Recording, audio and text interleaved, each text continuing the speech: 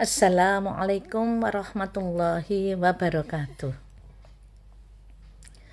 Alhamdulillah, alhamdulillahi nahmaduhu wa nasta'inu wa nastaghfiruh wa na'udzu billahi min sururi anfusina wa min sayyiati a'malina. May yahdihillahu fala mudhillalah wa may yudlilhu fala hadiyalah. Asyhadu an la ilaha illallah wahdahu la syarikalah wa asyhadu anna Muhammadan abduhu wa rasuluh. Ya ayyuhalladzina amanu kutiba alaikumusyamu kama kutiba alal ladzina min qablikum la'allakum tattaqun. Hadirin yang dirahmati Allah, syukur pada Allah Subhanahu wa Ta'ala yang telah memberikan rahmat dan karunia-Nya kepada kita semua. Berkat rahmat dan karunia Allah, tahun ini, hari ini, kita bisa bertemu lagi dengan bulan Ramadan yang kita nanti-nantikan. Bulan yang sangat mulia, bulan yang penuh rahmat dan ampunan. Mudah-mudahan kita bisa memanfaatkan sebaik-baiknya bulan Ramadan tahun ini dengan hal-hal yang diridhoi oleh Allah. Hal-hal yang bisa menjadi bekal akhirat kita demi menggapai surganya Allah. Amin. Sholawat dan salam semoga senantiasa terlimpahkan kepada junjungan kita Rasulullah Muhammad Sallallahu Alaihi Wasallam beserta keluarganya, kerabatnya, sahabat-sahabatnya, serta hamba-hambanya yang beriman. Hadirin rahimatullah, hari ini kita telah melaksanakan awal puasa yang senantiasa kita tunggu kehadirannya, kita nantikan kedatangannya. Dalam bulan Ramadan itu, setiap orang menyambutnya dengan cara yang berbeda. Ada yang menganggap biasa saja. Bulan Ramadan memang waktunya poso, ya poso. Waktunya taraweh, taraweh. Waktunya tadarus, tadarus.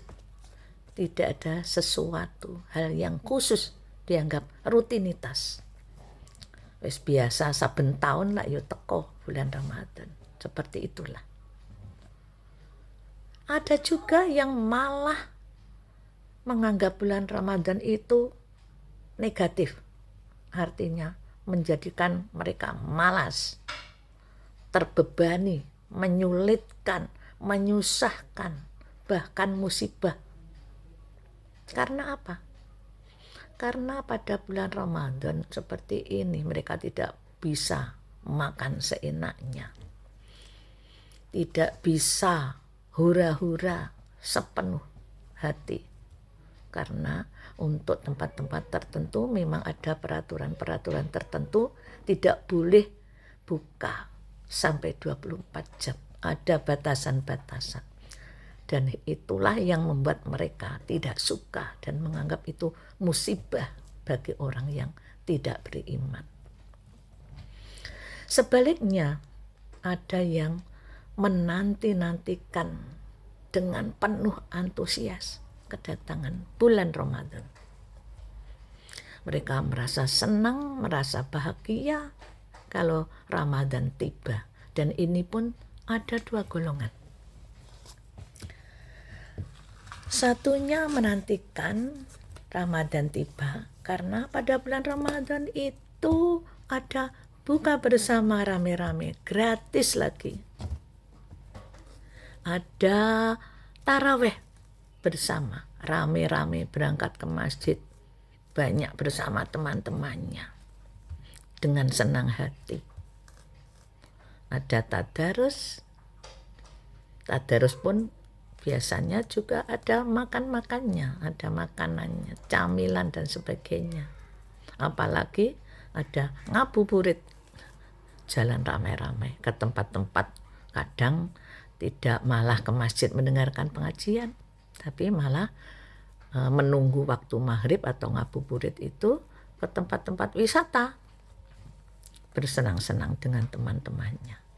Itu mereka yang menyambut dengan senang, namun ternyata hanya kesenangan duniawi.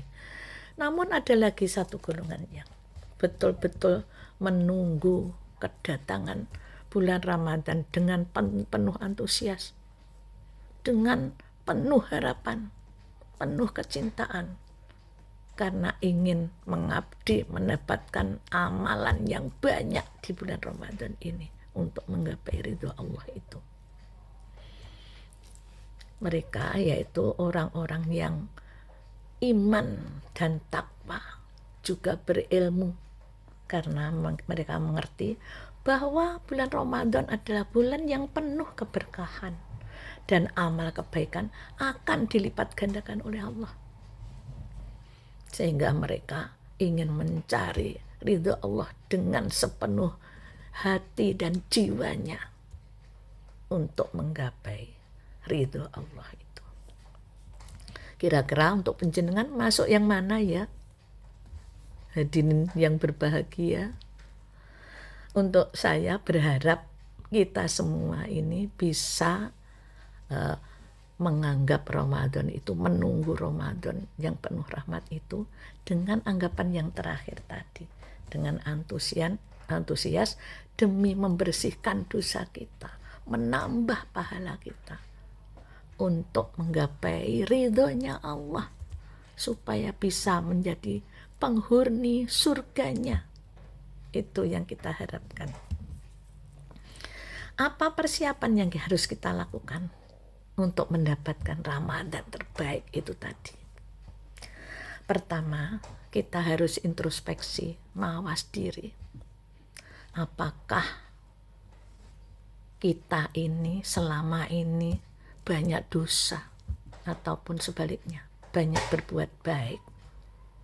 Apa yang kita perbuat? Kalau memang kita banyak dosa, karena memang manusia itu tempatnya salah dan lupa. Al-insanu makhluk khotok wa nisyan.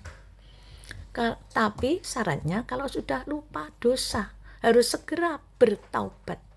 Dan taubat pun itu taubatan nasuha, taubat yang sungguh-sungguh.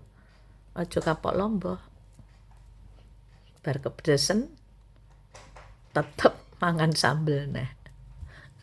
Taubatan nasuha, kapok tenanan, kapok encit ora bakal baleni. Nah, itu insya Allah akan diampuni oleh Allah. Setelah itu kita pengen menghapus dosa yang kita perbuat tadi. Dengan apa? Banyak ibadah di bulan Ramadan ini. Jadi setelah introspeksi, tahu keadaan diri kita, segera cari solusi, banyak ibadah. Ben dosane resik, itu kita harapkan. Nah, bagi mereka yang merasa tidak punya dosa, kalau ada ini, karena kebanyakan manusia mesti tahu bahwa dirinya itu salah. Orang lain nggak tahu, mengira yang baik-baik, berarti diri kita tahu bagaimana keadaan kita. Kalau kita memangnya tidak ada dosa ataupun dosa sedikit, perbaiki ibadah kita semua. Nah, jangan tetap harus lebih banyak, karena hari ini harus lebih baik dari kemarin, hari esok harus lebih baik dari hari ini. Itulah orang yang beruntung.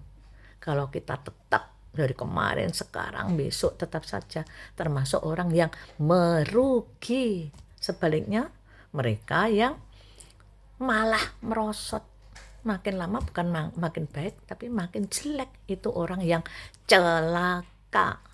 Na'udzubillahi min dzalik.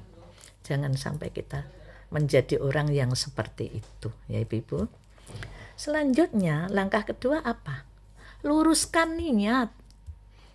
Bismillah, mulai memasuki bulan Ramadan, kita harus berniat, ya Allah, mudah-mudahan dalam bulan Ramadan ini saya betul-betul punya niat yang lurus, pengen menggapai surganya Allah.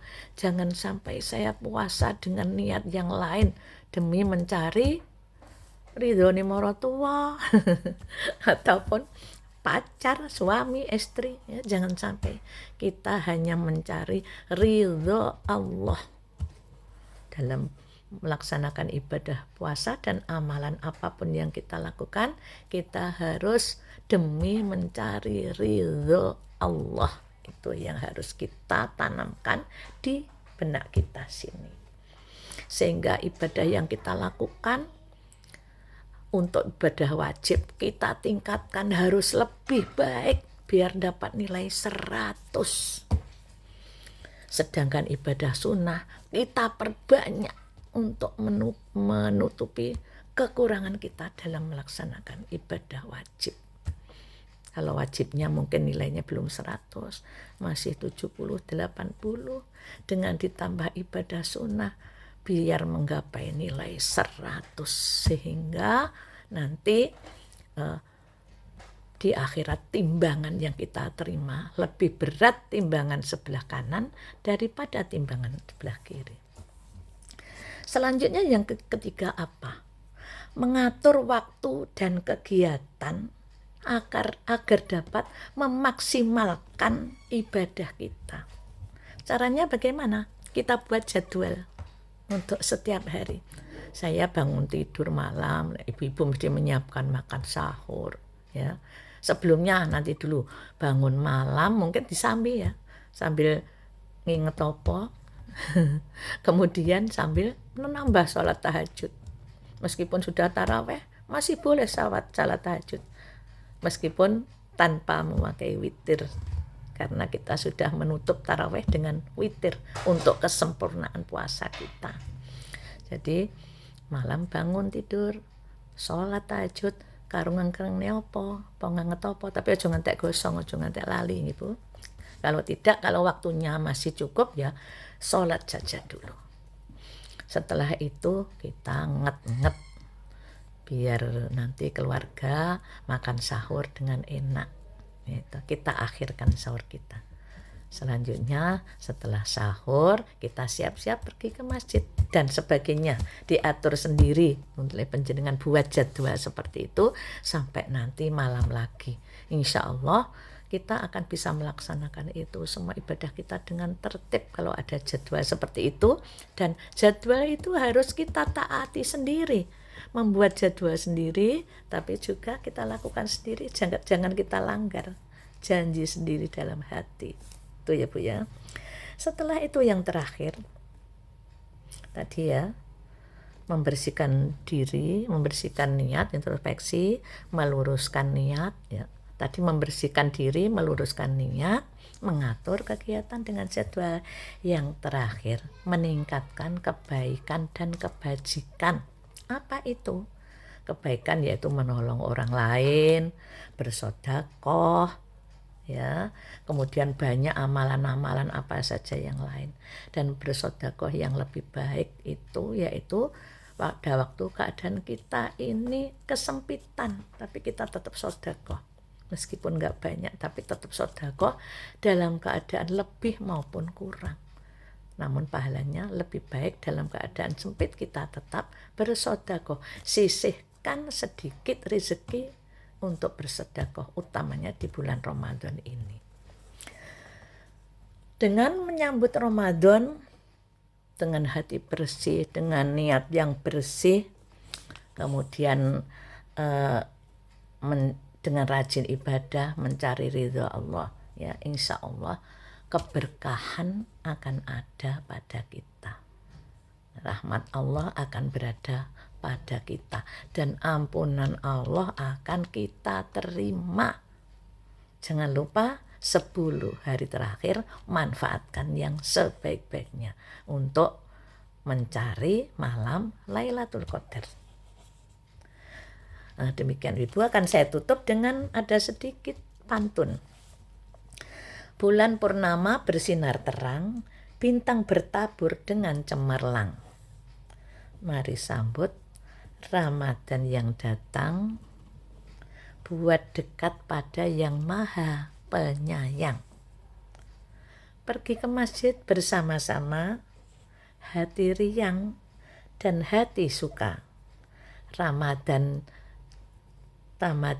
cerah, Ramadan ceria, anugerah terindah bagi mereka yang bertakwa.